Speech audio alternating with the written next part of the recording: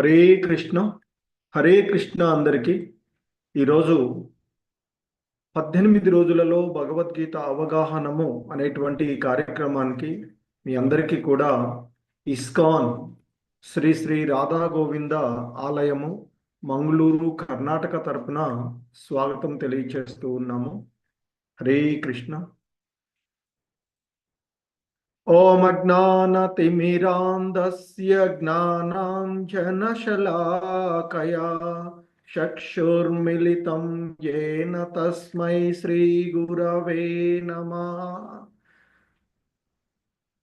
శ్రీచైతన్యమనోభీష్టం స్థాపితం యేన భూతలే స్వయం రూపః కదా మహ్యం దదాతి స్వపదాంతికం.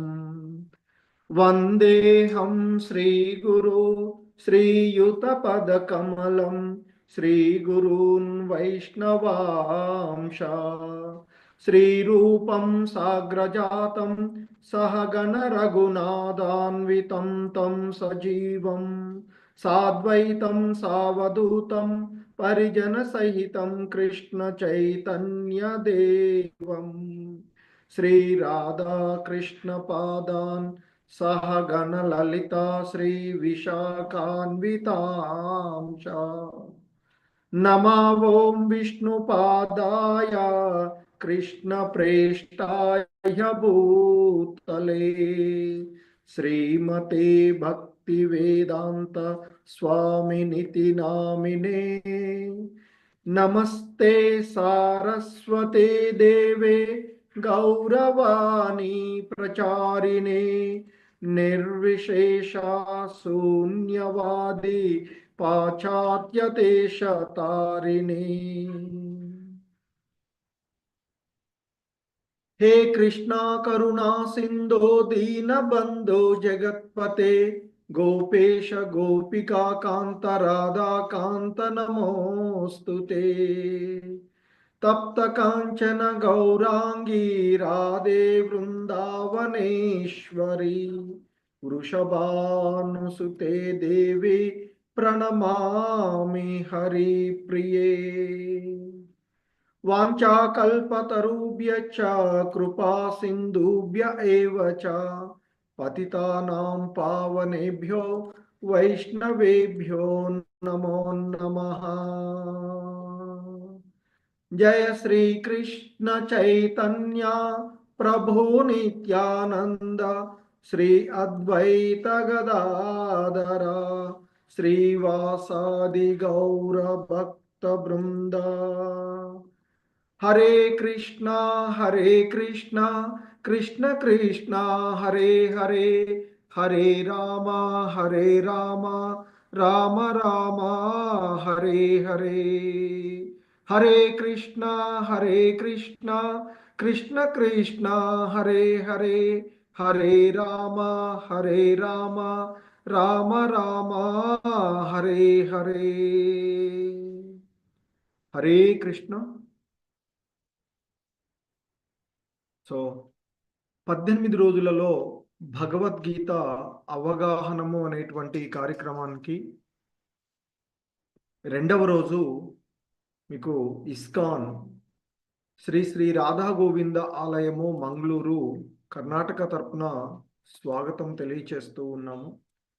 సో నిన్న మనము భగవద్గీత గురించి పరిచయము, ఇస్కాను, అలాగే మరి ఇస్కాన్ సంస్థాపక ఆచార్యులైనటువంటి శ్రీల ప్రభుపాదుల వారి గురించి కొన్ని అంశాలను తెలుసుకుని ఆ తర్వాత భగవద్గీత యథాతథములోని మొదటి అధ్యాయమైనటువంటి కురుక్షేత్ర రణరంగమున సైనిక పరిశీలనము, దానినే అర్జున విషాద యోగము అని కూడా పిలుస్తాము.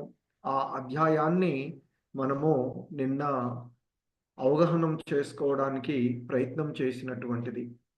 మరి ఈరోజు రెండవ రోజు ద్వితీయ అధ్యాయమైనటువంటి గీతా సారము, దీనినే సాంఖ్య యోగము అని కూడా పిలుస్తాము. ఈ అధ్యాయాన్ని ఈరోజు మనము ఇస్కాన్ వ్యవస్థాపక ఆచార్యులైనటువంటి శ్రీల ప్రభుపాదుల వారి యొక్క బోధనల ఆధారంగా ఈ అధ్యాయాన్ని అవగాహన చేసుకోవడానికి ప్రయత్నం చేద్దాము. హరే కృష్ణ.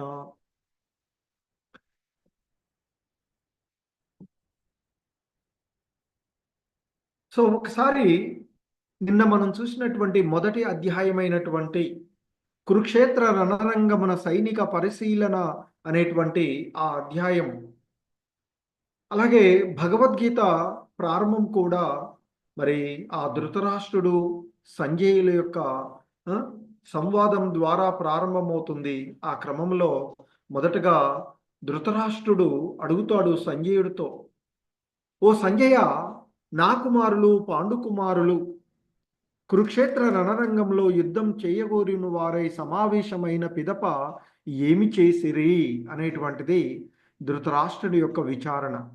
దానికి మరి ఆ 2వ శ్లోకం నుండి 13వ శ్లోకం వరకు కూడా సంజయుడు ఆ దుర్యోధనుడు యొక్క మానసిక స్థితి, అతని యొక్క డిప్లొమసీ గురించి తెలియచేసినటువంటి విషయాన్ని చూస్తాము.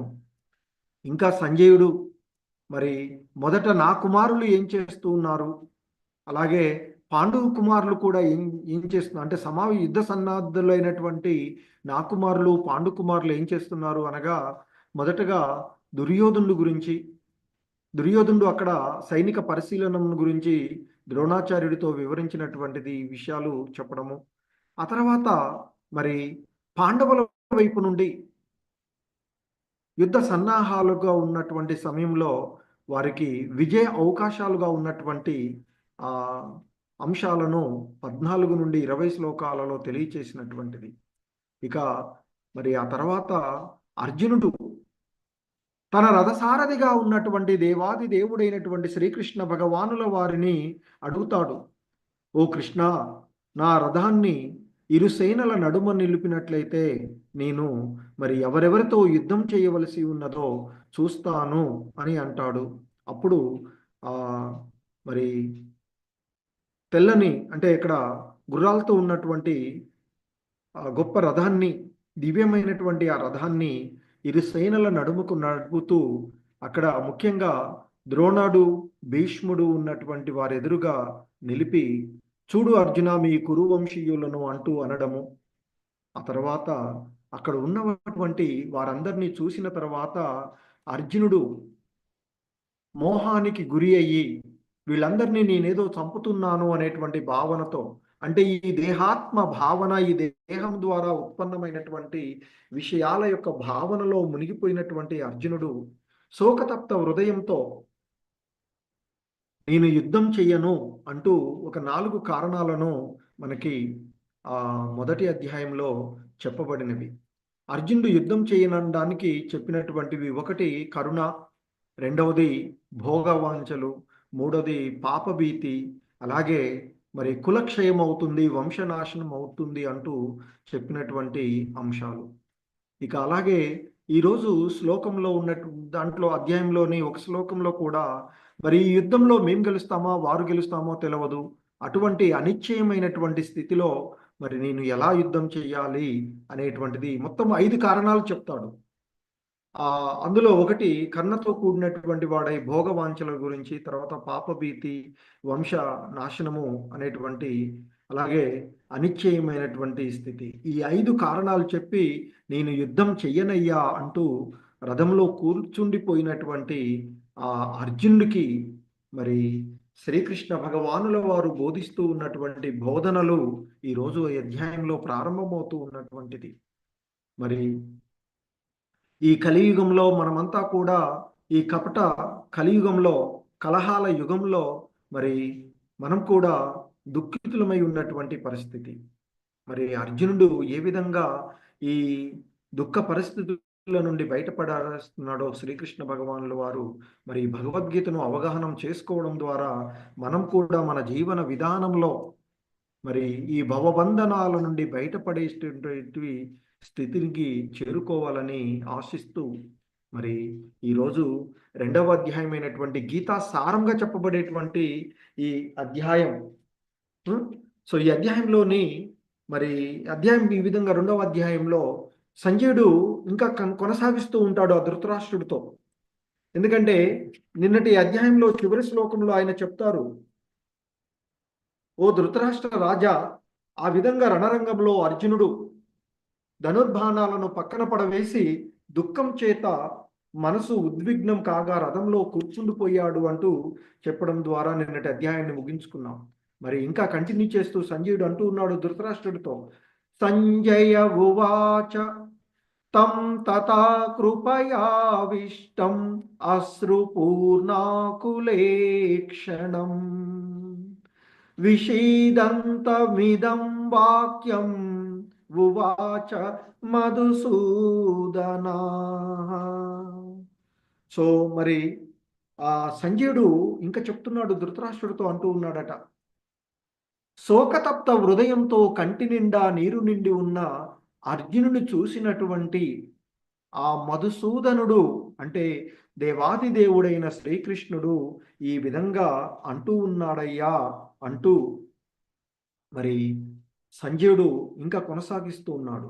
మరి ఏమంటున్నాడట శ్రీకృష్ణ భగవానుల వారు ఇక్కడ చెప్తున్నారు, శ్రీ భగవానువాచ కుతస్త్వా కష్మలమిదం విషమే సముపస్థితం అనార్యజుష్టం అస్వర్గ్యం అకీర్తికరం అర్జున.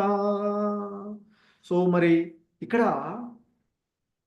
శ్రీ భగవాను ఉవాచ అంటే దేవాది దేవుడైనటువంటి శ్రీకృష్ణుడు పలికెను, దేవాది దేవుడు పలికెను అని సంబోధిస్తూ ఉన్నారు ఇక్కడ. మరి కుతస్త్వా అంటే కుత అంటే ఎక్కడ నుండి, మరి త్వా అంటే నీకు, కష్మలం అంటే కల్మషాలు, ఓ అర్జున నీకు ఈ కల్మషాలు ఎక్కడ నుండి వచ్చాయ్యా? మరి ఇవి గౌరవనీయమైనటువంటి వ్యక్తికి అంటే అనార్య అంటే జీవితం విలువ తెలియని వ్యక్తులు అని చెప్తున్నారు ఇక్కడ. సో మరి ఈ కల్మషాలు నీకు ఎక్కడి నుండి వచ్చినవి? జీవిత విలువ తెలిసిన వానికి ఏమాత్రము ఇవి తగినవి కాదు. మరి ఇవి అస్వర్గ్యం అకీర్తికరం అర్జున అంటూ చెప్తున్నారు. అంటే ఇవి ఉన్నతమైనటువంటి లోకాలకు దారి తీయకపోగా అపకీర్తి పాలు చేస్తూ ఉన్నది అంటూ చెప్తూ ఉన్నటువంటిది. ఇక్కడ ముఖ్యంగా మనం చూసినట్లయితే ఈ భగవద్గీత అంతటా కూడా శ్రీ భగవాను ఉవాచ అని అంటమే జరుగుతుంది తప్ప ఎక్కడ కూడా శ్రీకృష్ణ ఉవాచ అని అనలేదు. ఎందుకంటే మనకి వివిధ రకాలైనటువంటి దేవతలు చెప్పినటువంటి వాటిలో శివుడు చెప్తే శివగీత అంటారు, శివ ఉవాచ అంటే శివగీతం అని చెప్తారు. ఉద్ధవుడు చెప్పినటువంటి ఉద్ధవ గీతం ఉంటుంది. మరి ఇక్కడ శ్రీకృష్ణుడు మాత్రము ఆయన బోధించినటువంటి బోధనలకు భగవద్గీత అని పేరు. ఎందుకంటే ఆయనే దేవాది దేవుడు, the supreme personality of the God head. So మరి అందుకే ఈ వ్యాసుల వారు ఎక్కడ కూడా భగవద్గీత అంతటా భగవాన్ అని చెప్తారు. అంటే శ్రీకృష్ణుడే దేవాది దేవుడు, భగవానుడు అంటే శ్రీకృష్ణుడే అని ఇక్కడ మనము తెలుసుకోవలసింది. శ్రీకృష్ణుడు భగవానుడు అభిన్నులు. అందుకే గీత అంతటా కూడా శ్రీకృష్ణుని భగవానుడుగానే చెప్పబడినటువంటిది. మరి మనకి పరతత్వ చరమాంశము 3 దశలలో అవగాహనం చేసుకోవడం జరుగుతుంది అని చెప్తారు. అవే ఇక్కడ బ్రహ్మముగాను, తర్వాత పరమాత్ముడుగాను, మరి భగవానుడిగాను తెలియచేయబడేటువంటివి. మరి ఇక్కడ ఈ 3 కూడా ఆ భగవానుడు అభిన్నమైనప్పటివి. మరి ఇక్కడ శ్రీకృష్ణుణ్ణి భగవాన్ అని పిలవడానికి కారణం సర్వ ఆకర్షకుడు అని. అలాగే ఆ గొప్ప ఋషి అయినటువంటి ఆ వ్యాసుల వారి యొక్క తండ్రి, గొప్ప ప్రామాణికుడు అయినటువంటి వ్యాసుల వారి తండ్రి ఆ పరాశర ముని ద్వారా నిర్వచించబడినటువంటి అంశం ఏంటంటే, ఎవరైతే 6 అంశాలను పరిపూర్ణంగా కలిగి ఉంటారో అతడే దేవాది దేవుడు లేదా భగవానుడు అని సంబోధించబడినటువంటిది. ఏవంటే సర్వ సంపదలు, సంపూర్ణమైన ఐశ్వర్యము, సంపూర్ణమైనటువంటి శక్తి, సంపూర్ణమైనటువంటి కీర్తి, సంపూర్ణమైన అందము, సంపూర్ణ జ్ఞానము, సంపూర్ణ వైరాగ్యము అని ఈ 4 కలిసి ఉన్నటువంటి పరమపురుషుడే, 6 ఉన్నటువంటి పరమపురుషుడే భగవానుడుగా సంబోధించబడేటువంటిది. మరి ద్వాపర యుగంలో వచ్చినటువంటి ఆ కృష్ణుడు భగవానుడు అని సంబోధించబడినటువంటిది. ఆయన ఈ అన్ని విభూతులను, ఈ 6 విభూతులను సంపూర్ణంగా కలిగి ఉన్నటువంటి వాడు. ఎందుకంటే బ్రహ్మ, శివుడు వంటి వారు కూడా నారాయణతో పాటు మరి కృష్ణుని అంతగా ఎవరు కూడా విభూతులను కలిగి ఉన్నటువంటి వారు కారు అని చెప్తారు. అందుకే ఆ కృష్ణుని మాత్రమే దేవాది దేవుడుగా సంబోధించబడేటువంటి మరి ఇక్కడ భగవంతుని ఇక్కడ అవతారాలు, ఇక్కడ ఉండేటువంటి అవతారాలన్నీ కూడా ఆ కృష్ణ భగవానుడి, ఆ పరమ పురుషుడి యొక్క అవతారాలు అని చెప్తారు. అంశ అవతారాలు లేదా కళావతారాలుగా చెప్పినాయి. కొన్ని ఆ కృష్ణుడు స్వయం భగవానుడు, అది భాగవతంలో కూడా మనకి చెప్పబడినటువంటిది. సో మరి ఇంకా ఆ కృష్ణ భగవానుడు అంటూ ఉన్నాడు అర్జునుడితో, క్లైబ్యం ఆస్మగమ పార్థ నైతత్వయుపపద్యతే క్షుద్రం హృదయ దౌర్బల్యం త్యక్వోత్తిష్ట పరంతప. ఇంకా అంటూ ఉన్నారు, పార్థ, ఓ పృతకుమారా, అంటే ఓ కుంతీ కుమారుడా పార్థ, ఇక్కడ పతన కారణమైన ఈ నపుంసకత్వానికి లొంగకు. మరి నిన్ను పతనం చెందించేటువంటి ఆ చాతగానితనానికి నీవు లొంగవద్దు, ఇది నీకు తగదు. ఓ పరంతప, ఇటువంటి హృదయ దౌర్బల్యాన్ని విడిచిపెట్టి వెంటనే లెమ్ము, లేచి యుద్ధం చెయ్యవయ్యా అంటూ చెప్తున్నారు. అందుకని ఇక్కడ ముందుగా అర్జునుడు పృతతనయునిగా, పృత అంటే ఆ శ్రీకృష్ణ భగవానుడి యొక్క తండ్రి అయినటువంటి వసుదేవుని సోదరి ఆ కుంతి. మరి అందుకే ఇక్కడ వాస్తవానికి అర్జునుడు శ్రీకృష్ణ భగవానుడితో రక్త సంబంధాన్ని కూడా కలిగి ఉన్నటువంటి వాడు. మరి వాస్తవానికి మరి క్షత్రియ కుమారుడు యుద్ధం చేయడానికి నిరాకరిస్తే పేరుకు మాత్రమే క్షత్రియుడవుతారు అని చెప్తారు. అందుకే నిన్ను ఇక్కడ అర్జున్ని ఈ చాతగానితనానికి, నపుంసకత్వము అంటే చాతగానితనానికి లొంగిపోకు నీవు అంటూ ఆయనని మేల్కొల్పుతూ ఉన్నారు. మరొక రకంగా ఓ పరంతప అంటూ సంబోధిస్తూ ఉన్నారు. అంటే పరంతప అంటే శత్రువులను తప్పింపజేసేటువంటి వాడు. మరి అంటే లో ఉన్నటువంటి గొప్పతనాన్ని కూడా మొదటేమో చేతగాని వాడిలాగా ఎందుకు ప్రవర్తిస్తున్నావు అని ఒక రకంగా కోప్పడ్డారు. మరొక రకంగా ఆయనలో ఉన్నటువంటి గొప్పతనాన్ని వెలికి చెప్తూ ఉన్నారు, గుర్తు చేస్తూ ఉన్నారు. నీవు గొప్ప శత్రువులను తప్పింపచేసేటువంటి గొప్ప వీరుడవు నీవు అంటూ గుర్తు చేస్తూ ఉన్నటువంటిది. సో ఎప్పుడైతే మరి శ్రీకృష్ణ భగవానుడు ఆ విధంగా అర్జునుడితో అన్నాడో, ఇక అర్జునుడు చెప్తూ ఉన్నాడు, నేను చాతగాని వాడిని కాదు, చాతగాక కాదు యుద్ధం చేయనంటుంది. ఓ శత్రు సంహార, ఓ మధుసూదన, నాకు పూజనీయులైనటువంటి భీష్ముడు, ద్రోణుడు వంటి వారిని బాణాలతో నేను ఎలా ఎదుర్కోవాలయ్యా అంటూ అడుగుతూ ఉన్నాడు. పితామహుడైనటువంటి భీష్ముడు, గురువైనటువంటి ద్రోణాచార్యుడు వంటి వారు గౌరవనీయులైనటువంటి వాళ్ళు, మరి పెద్దలు సర్వదా పూజనీయులు. మరి అటువంటి వాళ్ళని నేను బాణాలతో ఎలా ఎదుర్కోవాలయ్యా అని అడుగుతున్నాను తప్ప నేను చాతగాని వాడిలాగా యుద్ధం చేయలేకుండా పారిపోవడం లేదు అంటూ అర్జునుడు చెప్తున్నాడు. ఇంకా చెప్తున్నాడు అర్జునుడు, గురునహత్వాహి మహానుభావాన్ శ్రేయో భోక్తుం భైక్షమపీహ లోకే హత్వార్థకామాంస్తు గురుని హైవ భుంజీయ భోగాన్ రుధిర ప్రదిగ్ధాన్. మరి నా గురువులైనటువంటి మహాత్ముల జీవితాలను పణంగా పెట్టి జీవించుట కంటే ఈ లోకంలో భిక్షమెత్తుకుని జీవించుట ఉత్తమమైనది కృష్ణ అంటున్నారు. మరి ప్రాపంచిక లాభాలను కోరుచున్నప్పటికీ ఆ భీష్ముడు, ద్రోణుడు వంటి వారు ఎప్పటికీ పెద్దవారు కదా, వారందరూ పెద్దలే కదా.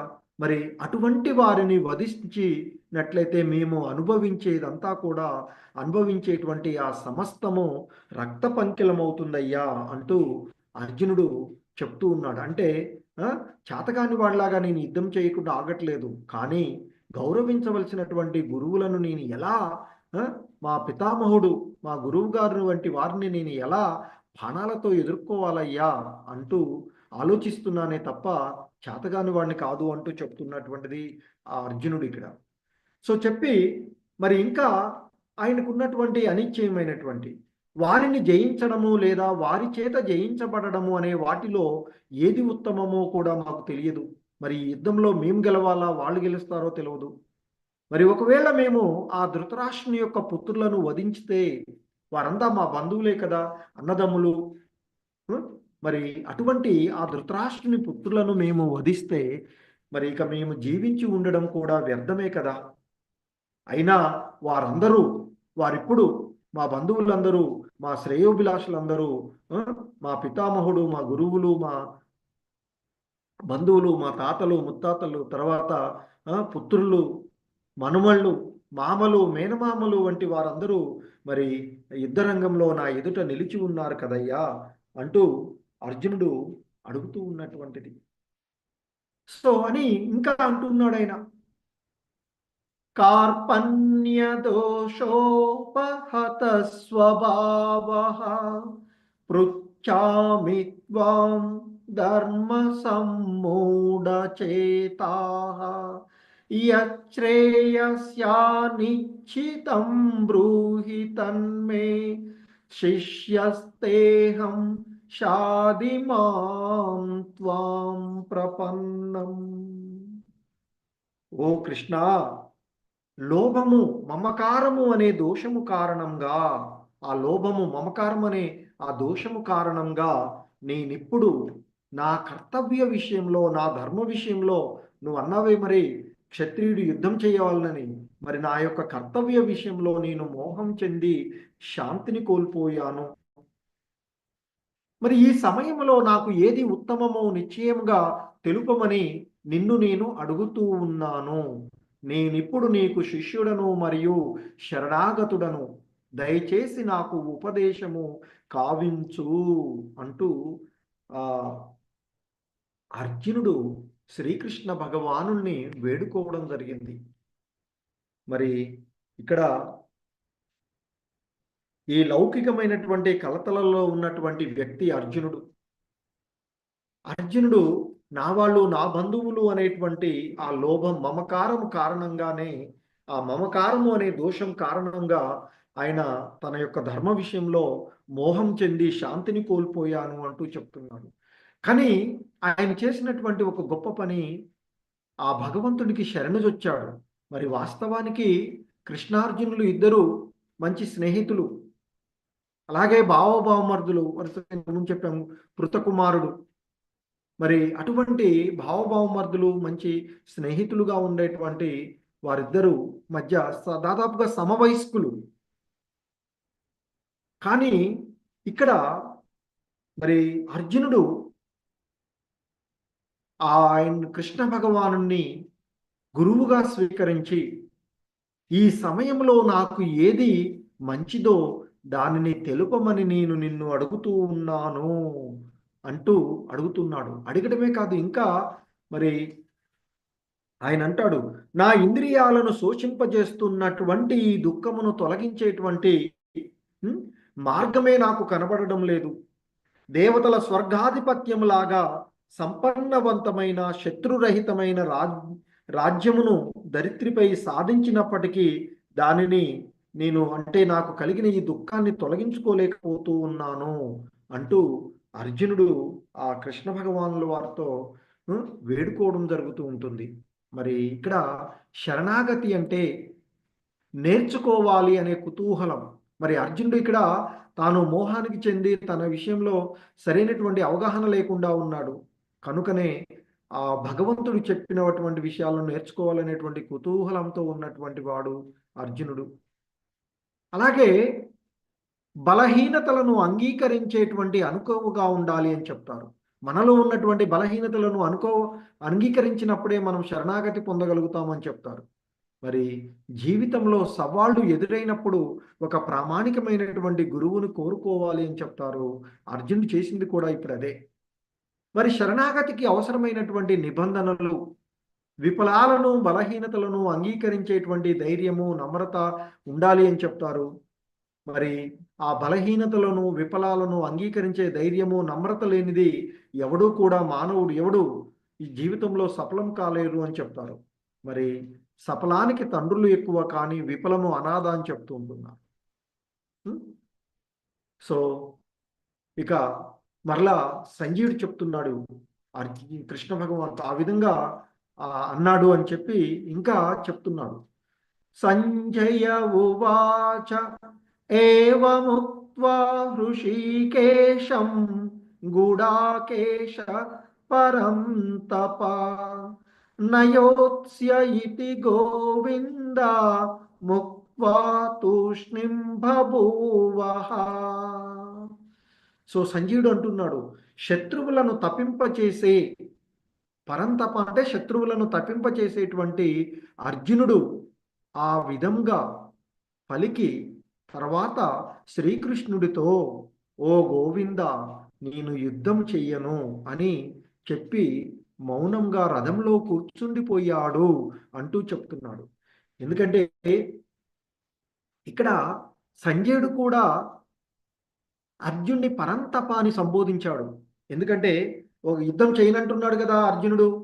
అబ్బా, అర్జునుడు యుద్ధం చేయకపోతే పాండవుల తరపున సరైనటువంటి యుద్ధం చేసేటువంటి విలుకాడు తక్కువ ఉంటారు.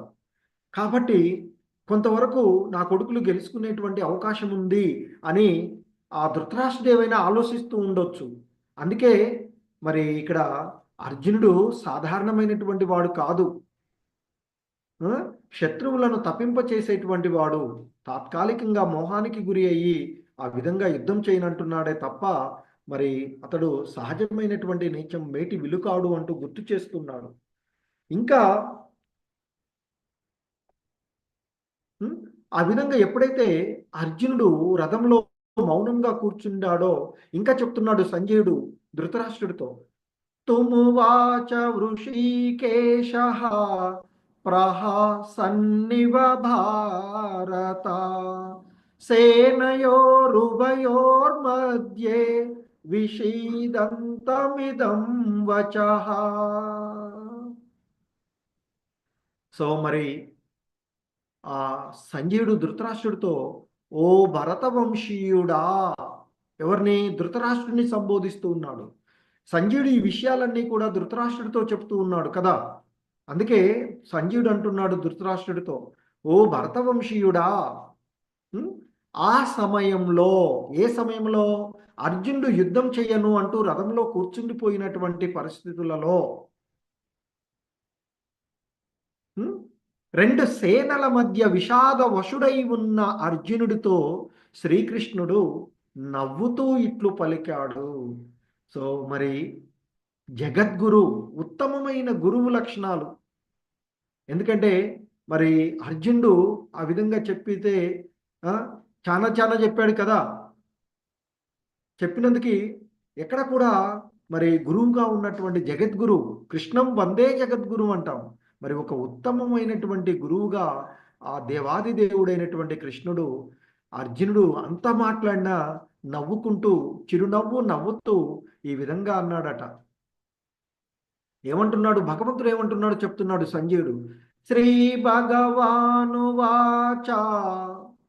సో మరి ఆ దేవాది దేవుడైనటువంటి కృష్ణుడు ఇలా అంటున్నాడయ్యా అంటూ సంజీవుడు ధృతరాష్ట్రుడితో చెప్తున్నాడు. ఏమంటున్నాడట భగవానుడు? అశోచ్యానన్వశోచస్త్వం ప్రజ్ఞా వాదాం చ భాససే గతాసూన గతాసూంచ నాను శోచంతి పండితాః. మరి కృష్ణుడు తన గురుస్థానాన్ని స్వీకరించి అర్జునుడితో ఈ విధంగా అంటున్నాడట, ఓ అర్జున, నీవు పాండిత్యంతో కూడిన మాటలు మాట్లాడుతూనే దుఃఖించదగని విషయం గురించి దుఃఖిస్తూ ఉన్నావయ్యా.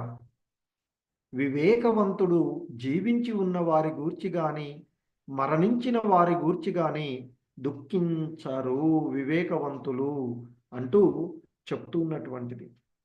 సో మరి ఒక రకంగా చెప్పాలంటే శ్రీకృష్ణ భగవానుడు గురుస్థానాన్ని స్వీకరించి తన శిష్యుడైనటువంటి అర్జున్ని ఒక రకంగా మందలిస్తున్నాడు, మూర్ఖుడా అని. ఎందుకంటే పండితుడిలాగా మాటలు మాట్లాడుతున్నావు, కానీ నువ్వు చేసేది మూర్ఖుడిలాగా ఉన్నది. మరి పండితుడు అనేటువంటి వాడు ఈ జీవంలో ఉన్నటువంటి వారి గురించి కానీ మరణించి వారి గురించి కానీ దుఃఖించడు. ఎందుకంటే దేహము పుట్టి ఇవాళ రేపు మరణించి నశించిపోయేటువంటిది, కానీ ఆత్మ అనేటువంటిది మాత్రమే శాశ్వతమైనటువంటిది. అది తెలిసినటువంటి వాడే నిజంగా పండితుడు అని ఇక్కడ అర్థం చేసుకోవలసినటువంటిది. చెప్పి ఇక ఆ విధంగా నవ్వుతూ అర్జున్ని మందలించి ఒక రకంగా మరి ఇక ఇంకా చెప్తున్నారు ఆ కృష్ణ భగవానుల వారు అర్జునుడితో, నత్వేవాహం జాతు నాసం నత్వం నేమే జనాదిపాః నచైవ న భవిష్యామః సర్వే వయమతః పరం. నేను గాని నీవు గాని ఈ రాజులందరూ గాని నిలిచియుండని సమయము ఏదియునూ లేదు, ఇక ముందు కూడా మనము ఉండకుండా ఉండము. ఎందుకంటే ఇక్కడ ఆత్మ అంటే ఏంటి? మనమంతా ఈ భౌతికమైనటువంటి ఈ పాంచభౌతికమైనటువంటి 5 మూలకాలతో తయారు చేయబడినటువంటి దేహం కాదు. మనమందరము శాశ్వతంగా ఉండే ఆత్మలము అనే విషయాన్ని తెలియచేస్తున్నారు. అందుకే అంటున్నారు, నేను గాని నీవు అంటే అర్జున్ని, అలాగే ఇక్కడ యుద్ధం చేస్తూ ఉండడానికి వచ్చినటువంటి ఈ రాజులందరూ కానీ నిలిచి ఉండని సమయము అంటూ ఏదియును ఉండదు. ఇప్పుడే కాదు, ఇక ముందు కూడా మనము ఉండకుండా ఉండము. అంటే మనమంతా శాశ్వతమైన ఆత్మలము. ఈ దేహం మాత్రమే నశించేటువంటిది, ఆత్మ శాశ్వతంగా ఉండేది అని ఆ భగవంతుడు చెప్తూ ఉన్నటువంటి విషయం చెప్పి ఇక ఆత్మకి దేహానికి ఉన్నటువంటి భేదాన్ని కూడా తెలియచేస్తూ ఉన్నారు ఆ భగవంతుడు ఇక్కడ. దేహినోస్మిన్ యథా దేహే కౌమారం యౌవనం జరా తథా దేహాంతర ప్రాప్తి ధీరస్తత్ర నముహ్యతి. సో ఇంకా చెప్తున్నారు ఆ భగవంతుడు అర్జున్తో అంటున్నాడు, ఓ అర్జున, దేహదారి, దేహినో అంటే దేహదారికి అనే అస్మిన్, ఈ విధంగా అంటే ఇక్కడ దేహదారి నిరంతరము ఈ దేహమునందు బాల్యము నుండి యవ్వనమును, మరి ఆ యవ్వనము నుండి వృద్ధాప్యమును క్రమముగా పొందుతున్నట్లుగా జీవాత్మ కూడా మరణ సమయమున మరొక దేహాన్ని పొందును. ఈ విషయమున వివేకవంతుడు ఆందోళన చెందడు. మరి పండితుడు అనేటువంటి వాడు ఈ నిరంతరము మార్పు చెందేటువంటి ఈ దేహం గురించి ఆందోళన చెందడు. మరి నీవేమో ఒక మూర్ఖుడులాగా ఈ దేహాత్మ భావనతో ఉండి నా తాతలు, నా గురువు, నా బంధువులు అందరూ చనిపోతారు అని భావిస్తూ ఉన్నావు. కానీ ఈ దేహము నిరంతరము మార్పు చెందేటువంటిది. మనం చూస్తాం, మనం చిన్నప్పుడు మన ఫోటోలు ఉంటే మనము ఉంటాం, కానీ అది ఎవరిదంటే నాది అంటాం.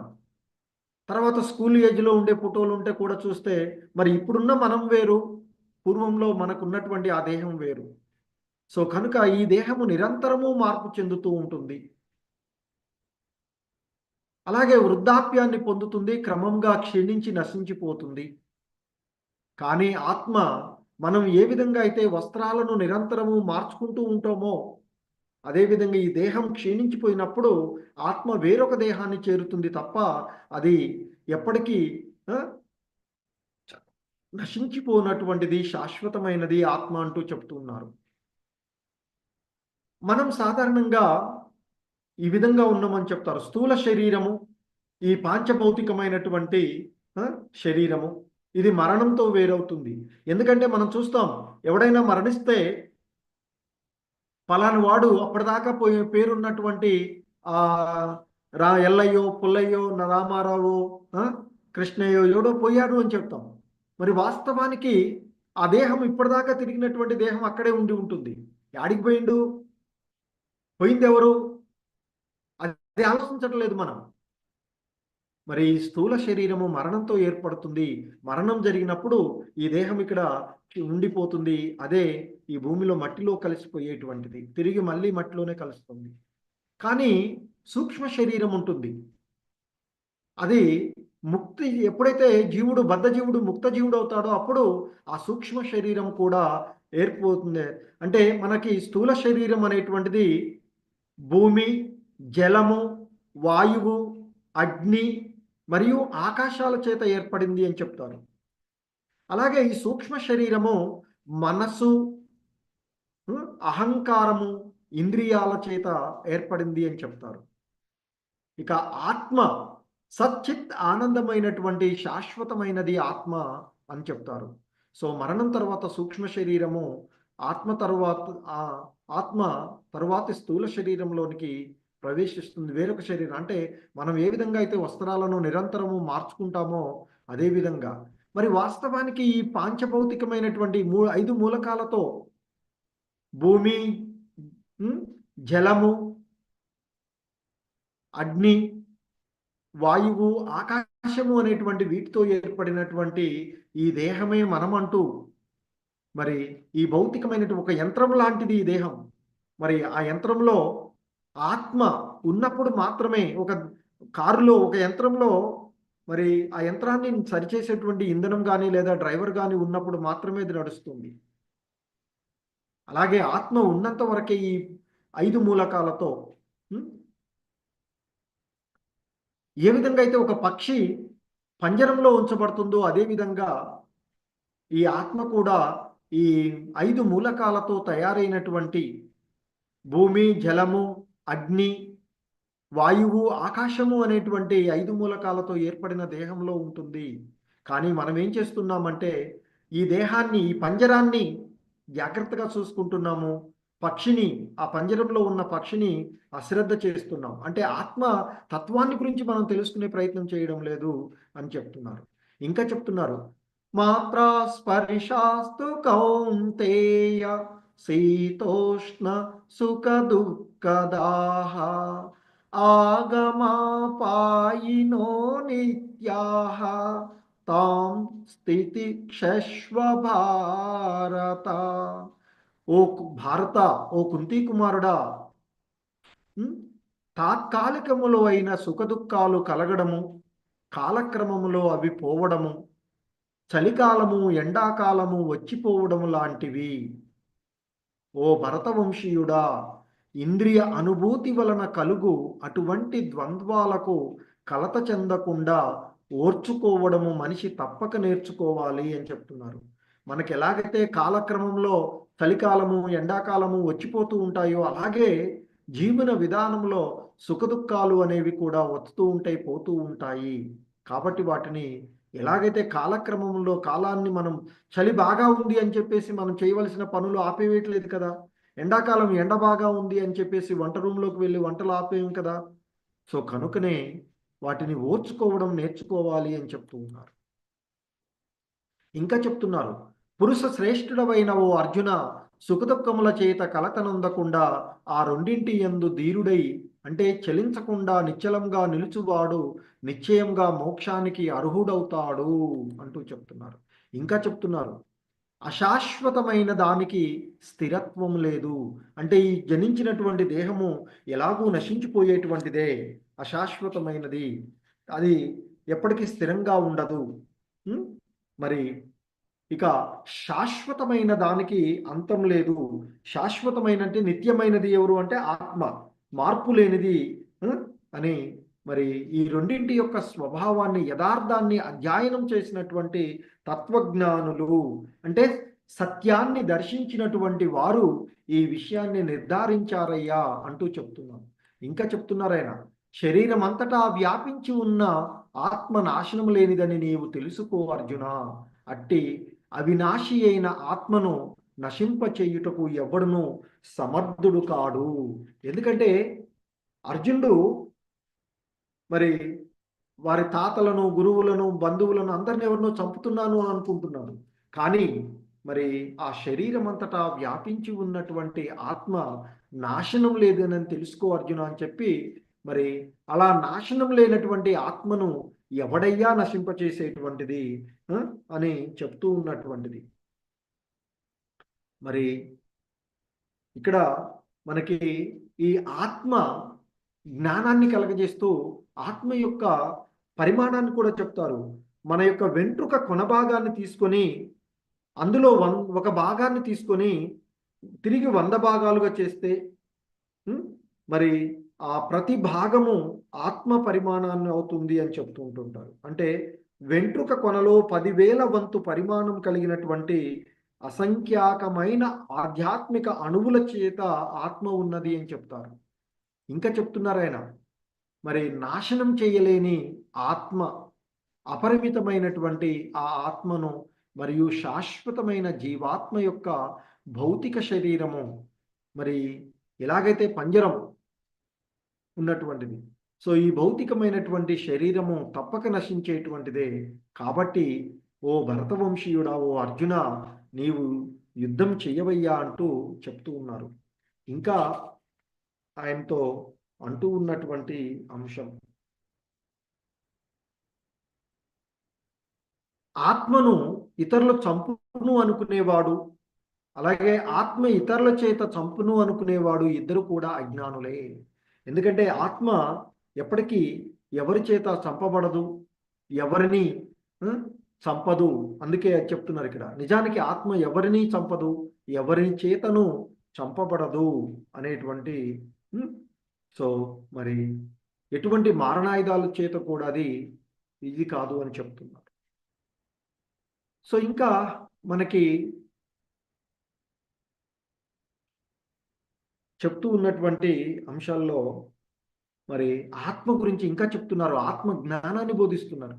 నాయతే మ్రియతే వా కదాచిత్ నాయం భూత్వా భవితా వా న భూయః అజో నిత్య శాశ్వతోయం పురాణో నహన్యతే హన్యమానే శరీరే.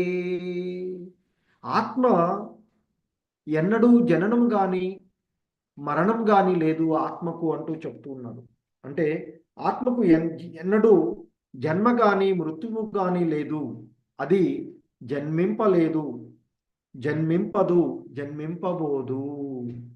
అంటే భూత భవిష్యత్తు వర్తమాన కాలాలన్నింటిలోనూ కూడా అది శాశ్వతంగా ఉన్నటువంటిది, నిత్యమైనటువంటిది, జన్మరహితమైనది, శాశ్వతమైనది, పురాతనమైనది. ఈ దేహం చంపబడిన అట్టి ఆత్మ చంపబడదు అంటూ ఆ భగవంతుడు చెప్తూ ఉన్నటువంటిది. ఇంకా చెప్తున్నారు, వాసాంశి జీర్ణాని యథా విహాయ నవాని గుహనాతి నరోపరాణి తథా శరీరాని విహాయ జీర్ణాన్య అన్యాని సంయాతి నవాని దేహి. సో ఇంకా ఆయన మనకి చెప్తూ ఉన్నటువంటిది, ఓ అర్జున, మనిషి చినిగిపోయిన పాత వస్త్రాలను విడిచిపెట్టి కొత్త వస్త్రములను ఏ విధంగా ధరించునో అదే విధంగా ఆత్మ కూడా కృషించిన శరీరాలను వదిలి కొత్త శరీరాలను స్వీకరిస్తూ ఉంటుంది అని చెప్తున్నారు.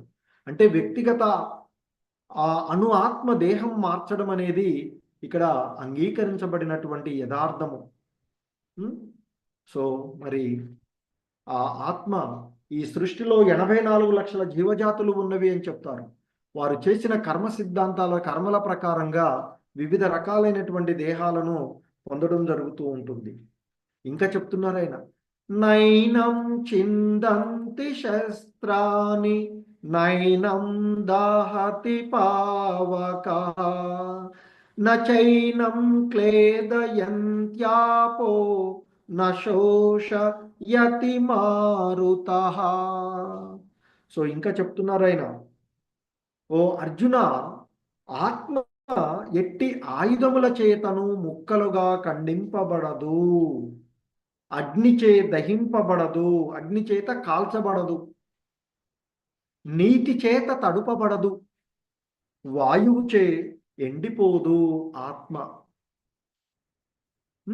సో ఎటువంటి ఆయుధాల చేత కూడా ముక్కలుగా ఖండింపబడదు ఆత్మ, అగ్ని చేత దహింపబడదు, నీటి చేత తడపబడదు, వాయువు చేత ఆర్పబడదు అంటూ ఎండింపబడదు అంటూ చెప్తున్నటువంటి ఆత్మ యొక్క స్వభావం చెప్పి ఇంకా చెప్తున్నారు,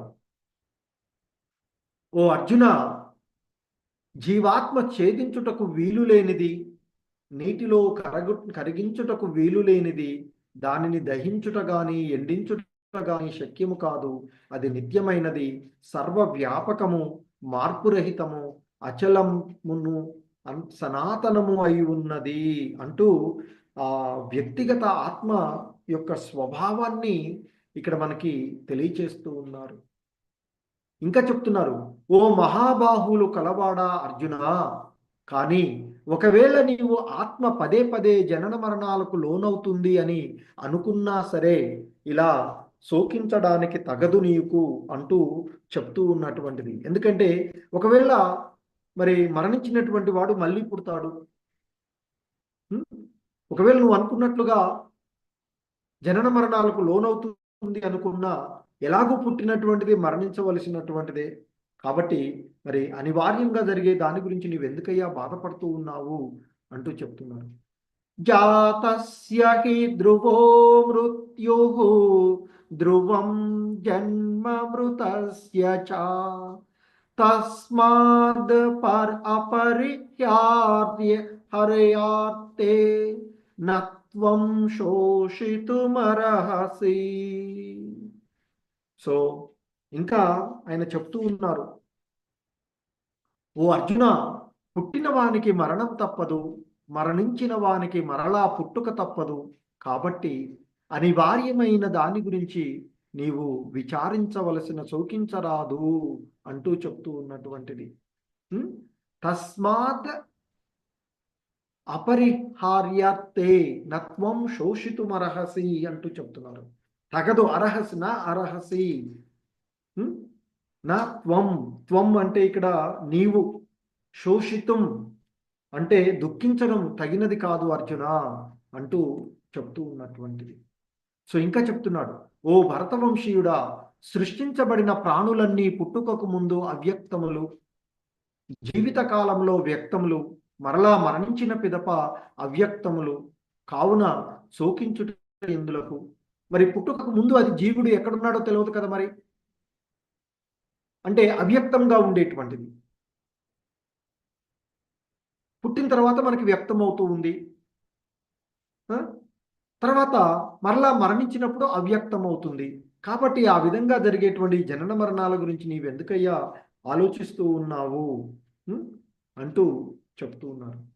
ఇంకా చెప్తున్నారు, ఓ భరతవంశీయుడా అర్జున, దేహమందు వశించే దేహి ఎన్నడూ చంపబడదు.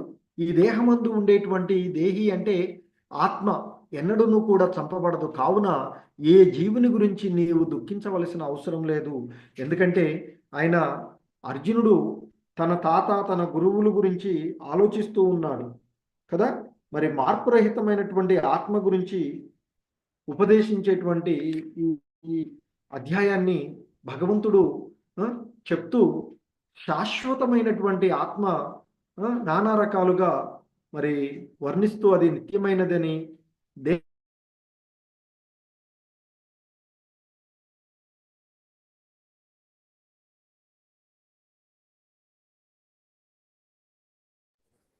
మాత్రమే తాత్కాలికమైనది అని ఆయన. సో మరి ఇంకా ఆయన యొక్క స్వధర్మాన్ని ఇక్కడ వివరిస్తూ ఉన్నటువంటిది. హరే కృష్ణ. మాతాజీ వినిపిస్తుంది కదా క్లియర్గానే?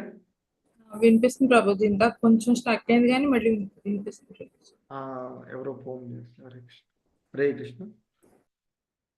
సో మరి మన యొక్క ధర్మాన్ని, స్వధర్మాన్ని బోధిస్తున్నాడు ఇక్కడ అర్జునుడు. క్షత్రియుడు, అందుకే అంటున్నాడు స్వధర్మపి చావేక్ష్య నవికంపితుమర్హసి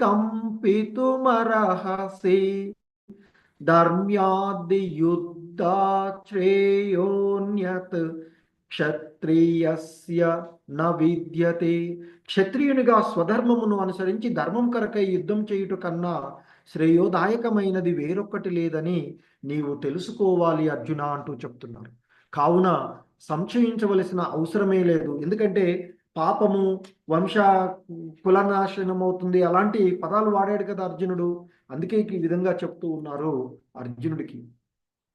మరి ఇంకా చెప్తున్నారు ఆయనకి, ఓ అర్జున, ఒకవేళ నీ స్వధర్మమైనటువంటి యుద్ధాన్ని నీవు నిర్వహింపకపోతే స్వధర్మమును నిర్లక్ష్యపరిచినందులకు నిశ్చయంగా నీకు పాపమే అంటుకుంటుంది. యోధుడుగా నీ కీర్తి కూడా నీవు కోల్పోతావు అంటూ ఆయనకి తన యొక్క ధర్మాన్ని, ఎందుకంటే అర్జునుడు పేరుగాంచిన యోధుడు, పలువురు దేవతలతో సహా, అంటే శివుడితో కూడా యుద్ధం చేసి కీర్తిని పొందినటువంటి వాడు. వేటగాని రూపంలో శివుడు వచ్చినప్పుడు శివుడితో పోరాడి ఓడించి మెప్పించి ఆయన నుండి పాశుపత హస్త్రాన్ని బహుమతిగా పొందినటువంటి వాడు అర్జునుడు, గొప్ప వీరుడు. కానీ మరి యుద్ధంలో యుద్ధం చేయకుండా పిరికి పందలాగా పారిపోయాడు అనే అపకీర్తి నీకు వస్తుంది. మరి నీ యొక్క కీర్తిని, నువ్వు గొప్ప వీరుడు అన్న కీర్తిని కూడా నీవు కోల్పోతావు. ఎదుటి పక్షంలో ఉన్నటువంటి కర్ణుడు మొదలైన వారు నిన్ను అపహాస్యం చేస్తారు, నీ కీర్తి కూడా కోల్పోతావు అంటూ చెప్తూ ఉన్నారు.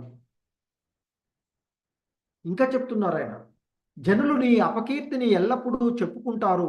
గౌరవం గల వానికి అపకీర్తి అనున్నది మరణం కంటే దారుణమైనటువంటిది.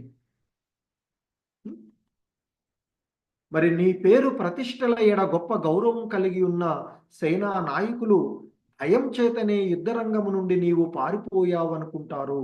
అలా భావించి వారు నిన్ను చులకన చేస్తారు అర్జున అంటూ చెప్తూ ఉన్నారు.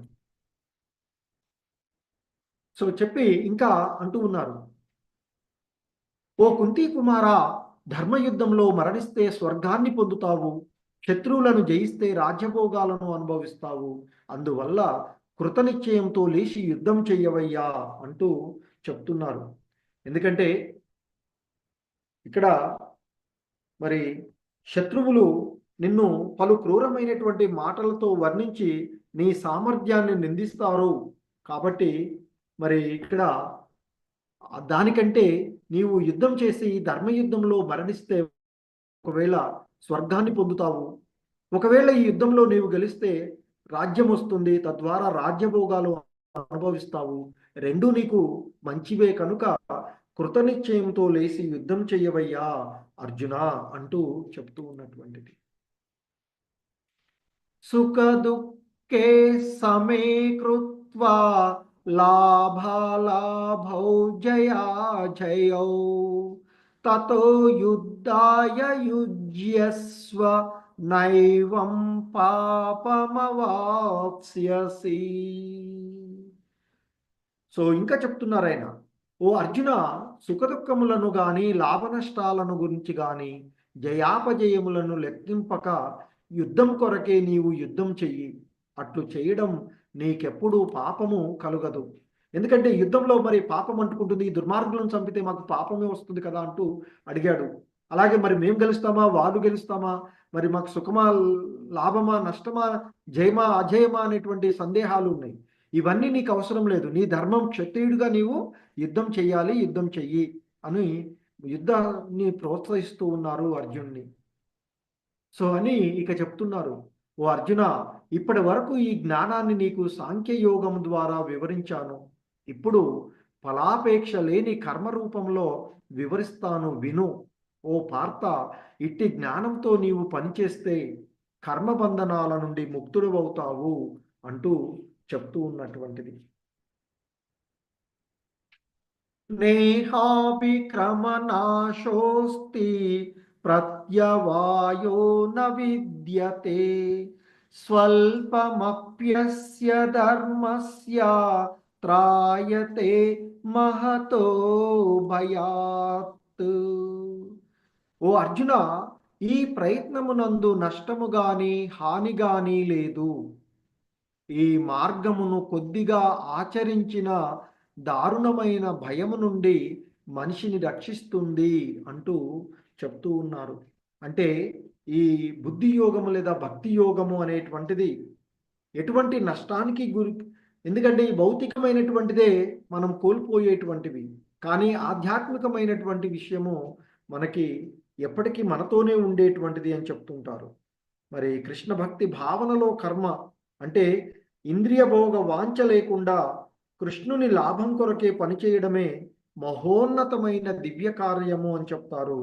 అటువంటి కార్యంలో ఎటువంటి ఏదైనా ఆటంకం కలిగి ఆగినా, ఏ కొంచెం చేసినా అది ఆ జీవుడిని మరి భయంకరమైనటువంటి బాధల నుండి కూడా రక్షిస్తుంది అని చెప్తున్నారు. ఇంకా చెప్తున్నారు, వ్యవసాయాత్మికా బుద్ధి ఏకేహ కురు నందన బహుశాఖాఖ్యానంతాచ్చ బుద్ధయో వ్యవసాయినాం.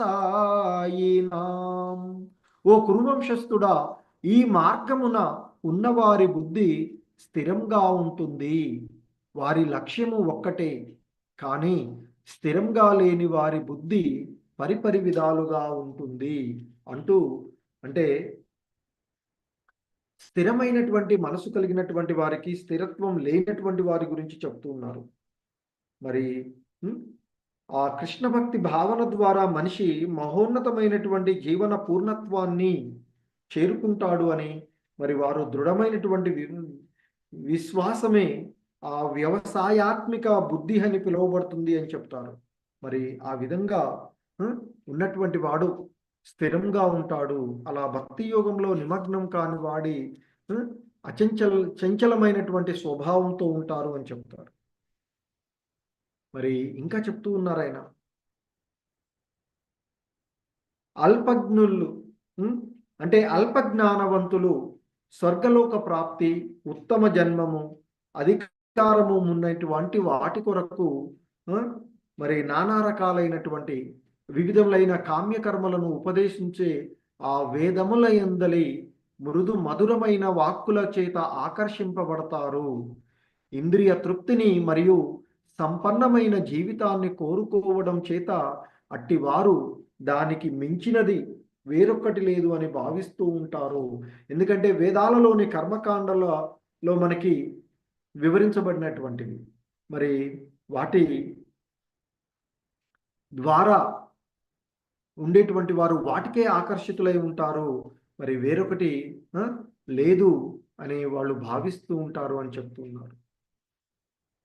మరి ఇంకా చెప్తున్నారు ఆయన, భోగానుభవము మరియు లౌకిక సంపదలకు ఆకర్షితులై వాటి చేత మోహపరవశులైనటువంటి వారి మనసునందు భగవంతుని యొక్క భక్తియుత సేవ గురించి స్థిర నిశ్చయము ఉండదు అంటూ తెలియచేస్తూ ఉన్నటువంటిది. ఇంకా చెప్తున్నారు, త్రైగుణ్య విషయా వేద నిస్త్రైగుణ్యో భవార్జున నిర్ద్వంద్వో నిత్యస్త్వస్థో నిర్యోగక్షేమ ఆత్మవాన్. మరి వేదాలు ముఖ్యంగా త్రిగుణాలకు సంబంధించిన విషయాలనే చర్చిస్తాయి అని చెప్తున్నారు. కాబట్టి ఓ అర్జున, నీవు ఈ త్రిగుణాలకు అతీతుడవై ద్వంద్వముల నుండి మరియు యోగక్షేమములు అనేటువంటి చింతల నుండి విడివడిన వాడివై ఆత్మయందు స్థిరుడవగు అంటూ ఆయనకి ఆత్మ స్వభావాన్ని, ఆత్మతత్వాన్ని గురించి ఇక్కడ బోధిస్తూ ఉన్నటువంటిది. ఇంకా చెప్తున్నారు ఆయన, యావానర్ధ ఉదపానే సర్వత సంప్లుతోదకే తవాన్ సర్వేషు వేదేషు బ్రాహ్మణస్య విజానతః. చిన్న నూతి వలన కలుగు ప్రయోజనాలన్నీయు శీఘ్రమే పెద్ద జలాశయమునందలి జలం చేత సిద్ధించినట్లు వేదముల సమస్త ప్రయోజనములు వాని అంతరార్థాన్ని గ్రహించిన వానికి సిద్ధిస్తుంది అర్జున అంటూ చెప్తున్నారు. ఇంకా చెప్తున్నారు, కర్మణ్యేవాధికారస్తే మా ఫలేషు కదాచన మా కర్మ ఫల హేతుర్భూః మా తే సంగోస్త్వకర్మణి. సో ఇంకా చెప్తున్నారు ఆయన, ఓ అర్జున, విద్యుక్త ధర్మమును ఆచరించుట ఎందే నీకు అధికారము కలదు, కానీ ఆ కర్మ ఫలములనందు కాదు. నీవే కర్మ ఫలములకు కారణము అని ఎప్పుడు అనుకోకు. అలాగని చేయవలసినటువంటి కర్మలు మానుటలో ఆసక్తుడవు కాకు అంటూ చెప్తున్నారు.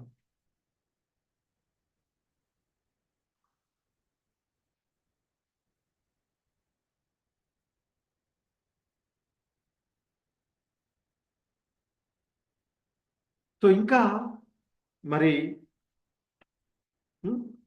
ఆయన ఆ భగవంతుడికి బోధిస్తూ చెప్పినటువంటి అంశాలలో, ఓ అర్జున, జయము అపజయముల పట్ల సమస్త ఆసక్తిని విడిచిపెట్టి సమత్వ భావములో విధిని నిర్వహించు. అటువంటి సమత్వమే యోగము అని పిలువబడుతుంది అంటూ చెప్తారు. అలాగే ఓ ధనంజయ, భక్తి యోగము ద్వారా సమస్త దుష్ట కార్యములు దూరం చేసి ఆ భావనలో భగవంతునికి శరణుజొచ్చుము. తమ కర్మ ఫలాలను భోగింపగోరే వారు లోబులు అంటూ చెప్తూ ఉన్నటువంటిది. అందుకే ఇక్కడ చెప్పినటువంటిది, కర్మలు చేయడకు మాత్రమే మనకు అధికారం ఉన్నది, ఆ కర్మ ఫలాలపైన కాదు అనేటువంటి చెప్తున్నారు. సో మరి ఆ విధంగా భక్తియుత సేవలో నిమగ్నమైనట్లయితే మరి ఈ జన్మలోనే శుభ ఫలములు కానీ అశుభ ఫలములు కానీ రెండింటి నుండి ముక్తుడవై సకల కర్మలలోని నేర్పు అయినటువంటి యోగం కొరకే ప్రయత్నం చేయాలి అంటూ చెప్తూ ఉన్నటువంటిది. సో ఇంకా ఆయన చెప్తూ ఉన్నారు, శ్రీ భగవానువాచ ప్రజహాతి యదా కామాన్ సర్వాన్ పార్థమనోగతాన్ ఆత్మన్యేవాత్మనా తుష్టః స్థిత ప్రజ్ఞస్తదోచ్యతే. సో మరి దేవాది దేవుడైనటువంటి శ్రీకృష్ణ భగవానుడు ఈ విధంగా చెప్తూ ఉన్నారు, పలుకుతూ ఉన్నారు, ఓ పార్థ, మరి మనిషి మనోకల్పితములైన ఇంద్రియ తృప్తిని కలిగించే సర్వ విధములైన కోరికలను ఎప్పుడు త్యజించునో మరియు ఆ విధంగా శుద్ధిపడిన మనసు ఎప్పుడు ఆత్మయందు తృప్తి నొందునో అప్పుడు అతడు స్థితప్రజ్ఞుడు అని చెప్పబడతాడు అని చెప్తున్నారు. ఎందుకంటే మనిషి మానసిక కల్పనల నుండి ఉత్పన్నమయ్యేటువంటి అన్ని రకాలైనటువంటి ఇంద్రియ భోగ వాంఛలను వదిలివేసినప్పుడే మరి అతడు శుద్ధి పడతాడు అని, అప్పుడు అతని మనసు కేవలము ఆత్మయందు సంతృప్తి చెందుతుంది అని, మరి అటువంటి విశుద్ధ చైతన్య దివ్య చైతన్యంలో ఉన్నవాడిగా చెప్పబడతారు, అంటే స్థితప్రజ్ఞుడుగా చెప్పబడతారు అంటూ చెప్తూ ఉన్నారు. యదా సంహారతే చాయం కూర్మోంగానీవ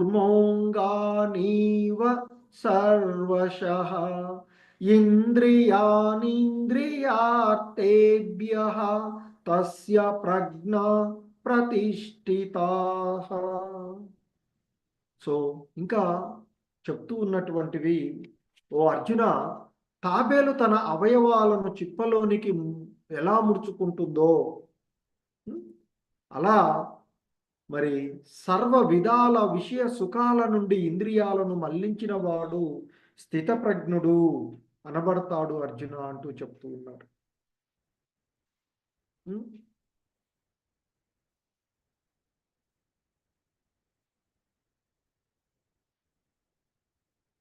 విషయా వినివర్తంతే నిరాహారస్య దేహినః రసవర్జం రసోప్యస్య పరం దృష్ట్వా నివర్తతే. సో ఇంకా చెప్తున్నారు, దేహదారి ఇంద్రియ భోగముల నుండి నిగ్రహించినప్పటికీ ఇంద్రియ వస్తువుల రుచి మిగిలి ఉంటుంది. కానీ అధిక అభిరుచిని అనుభవించడం ద్వారా అలాంటి కలాపాలను విడిచి అతను చైతన్యంలో స్థిరపడతాడు అంటూ చెప్తున్నాడు. ఎందుకంటే మనిషి దివ్యంగా నెలకొనదే ఇంద్రియ భోగాన్ని విడిచిపెట్టడము సాధ్యం కాదు అంటూ చెప్తూ ఉన్నారు.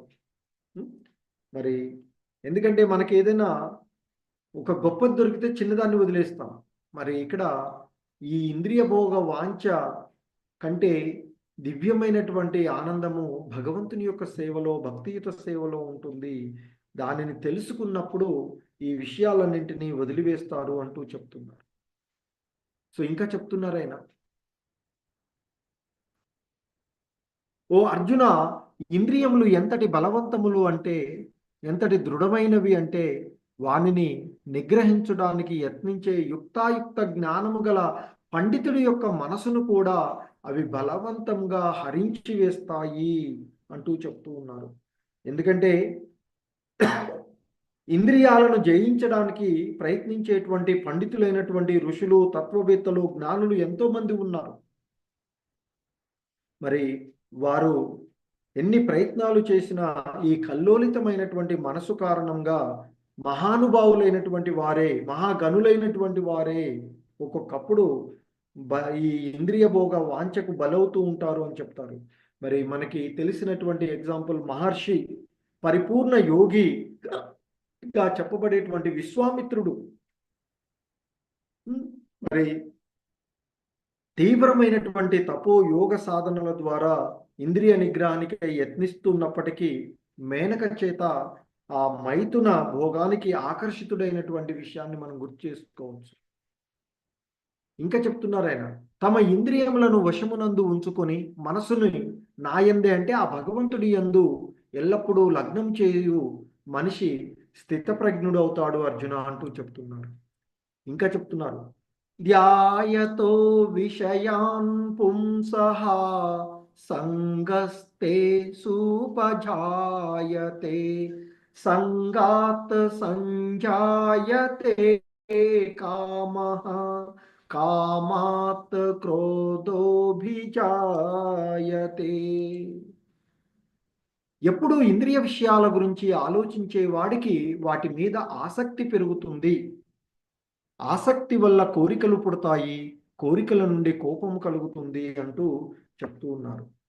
ఎందుకంటే కృష్ణ భక్తి భావనలో లేనటువంటి వాడు ఆ ఇంద్రియ విషయాలను గురించే ఆలోచిస్తూ ఆ భౌతిక వాంఛలకు లోనవుతాడు అని చెప్తారు. మరి ఆ ఆ వాంఛల నుండి అది మరి కోరికలు అవుతుంది. ఆ కోరికలు నెరవేరకుండా చివరికి కోపంగా పరిణమిస్తుంది అది అంటూ చెప్తున్నారు. మరి ఇంకా చెప్తున్నారు, క్రోధాద్భవతి సమ్మోహః సమ్మోహాత్ స్మృతి విభ్రమః స్మృతి భ్రంశాద్ బుద్ధినాశో బుద్ధినాశాత్ ప్రణశ్యతి. కోపం మూలంగా అధిక మోహం కలుగుతుంది. మరి ఆ మోహము నుండి స్మృతి అంటే జ్ఞాపక శక్తి భ్రమకు గురి అవుతుంది. జ్ఞాపక శక్తి భ్రమ వల్ల బుద్ధి నశిస్తుంది. బుద్ధి నాశనం వల్ల మనిషి పతనం చెందుతాడు అంటూ చెప్తూ ఉన్నటువంటి అంశాలు ఇక్కడ. ఇంకా చెప్తున్నారు, కానీ సమస్త రాగ ద్వేషాల నుండి విడివడిన వాడు మరియు నియమ నిబంధనలను పాటించడం ద్వారా తన ఇంద్రియాలను నియంత్రించగలవాడు అయిన మనిషి భగవానుని యొక్క పూర్తి అనుగ్రహాన్ని పొందగలుగుతాడు అర్జున అంటూ చెప్తూ ఉన్నటువంటిది.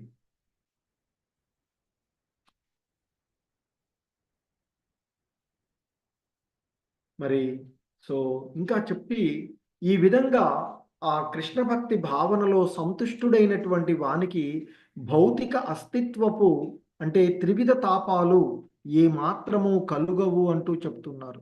అటువంటి సంతుష్ట చైతన్యంలో మనిషి యొక్క బుద్ధి శీఘ్రమే సుస్థిరమవుతుంది అంటూ చెప్తూ ఉన్నటువంటి అంశాలు.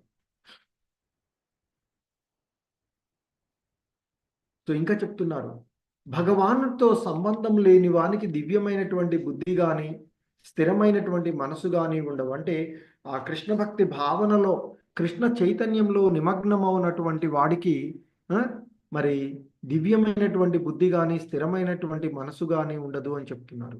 మరి అవి లేనిదే శాంతికి అవకాశం లేదు. ఇక శాంతి లేకుండా సుఖం ఎలా లభిస్తుంది అంటూ చెప్తూ ఉన్నారు కృష్ణ భగవానుడు. సో ఇంకా చెప్తున్నారు ఆయన, ఇంద్రియాణం హి చరతాం యన్మనోను విధీయతే తదస్య హారతి ప్రజ్ఞాం వాయుర్నావమివాంభసి. బలమైన గాలి నీటిలోని నావను దాని దిశ నుండి పక్కకు నెట్టినట్లుగా ఏ ఒక్క ఇంద్రియం పైన గాని మనసు కేంద్రీకృతమైనచో అది మనిషి యొక్క బుద్ధిని హరించి వేస్తుంది అంటూ చెప్తూ ఉన్నారు.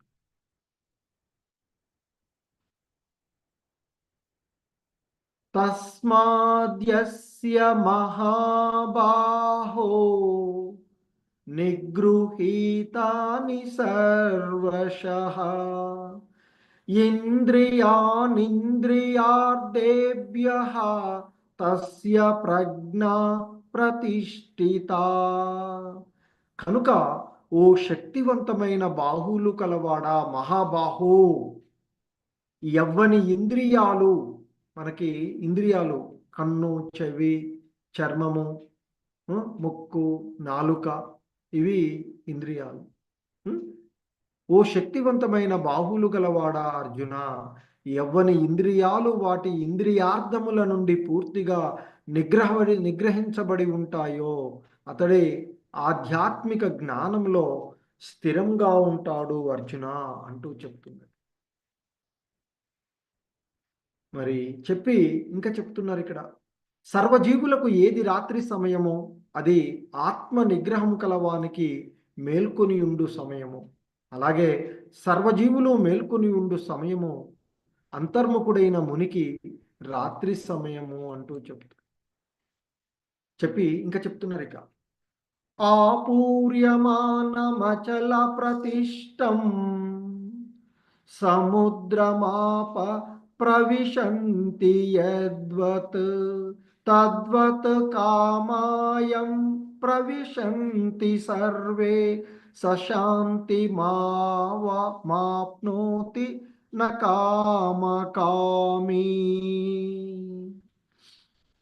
సో ఇంకా చెప్తున్నారు ఆయన, ఓ అర్జున,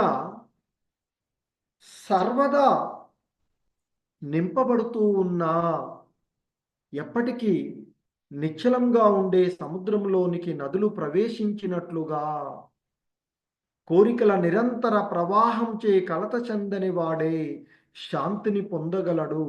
కానీ అట్టి కోరికలను తీర్చుకోవడానికి యత్నించేవాడు కాదు. అంటే మరి కోరికలను తృప్తి నొందింప యత్నించేవాడు అట్టి శాంతిని పొందలేడు అర్జున అంటూ చెప్తున్నటువంటి. సో చెప్పి ఇంకా మనకి ఇక్కడ ఆయన అంటూ ఉన్నటువంటిది,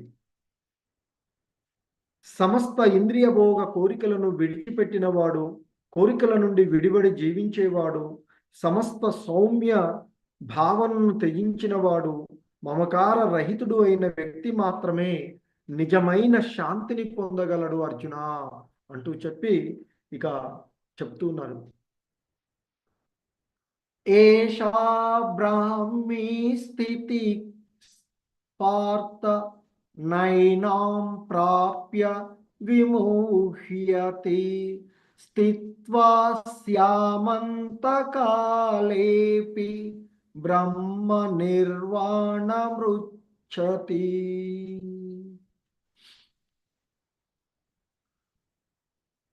సో ఇంకా చెప్తున్నారు, ఓ అర్జున, ఇదే ఆధ్యాత్మికము భగవన్మయము అయిన జీవన విధానము. ఇప్పటి వరకు భగవంతుడు ఏదైతే బోధించాడో ఈ బోధనలే ఆధ్యాత్మికము భగవన్మయమైనటువంటి జీవన విధానము అంటూ చెప్తున్నారు. దీనిని పొందినవాడు మళ్ళీ మోహానికి గురికాడు. మరణ సమయంలో కూడా ఈ విధంగా ఉన్న వ్యక్తి భగవంతుని దివ్యధామానికి చేరుకుంటాడు అంటూ చెప్తున్నారు. హరే కృష్ణ. సో జగద్గురు కృష్ణ శ్రీల ప్రభుపాద్కి జై. సో మనం తెలుసుకోవలసిన అంశాలు ఈ అధ్యాయం ద్వారా, we are not this body, we are spiritual souls. మనము ఈ దేహం కాదు, శాశ్వతమైన ఆత్మలము. మరి happiness and sadness comes and goes. సుఖాలు దుఃఖాలు వస్తూ ఉంటాయి, పోతూ ఉంటాయి. We should surrender to Krishna. మనం భగవంతునికి శరణాగతులు కావాలి అని చెప్తారు. అలాగే always chant Hare Krishna and be happy. So మరి ఆ హరే కృష్ణ మహామంత్రాన్ని జపం చేస్తూ ఆనందంగా హ్యాపీగా ఉండాలి అని చెప్తున్నారు. హరే కృష్ణ కృష్ణ కృష్ణ హరే హరే, హరే రామ రామ రామ హరే హరే. హరే కృష్ణ. ప్రభుజీస్ మాతాజీస్, ఎవరికైనా ఏవైనా సందేహాలు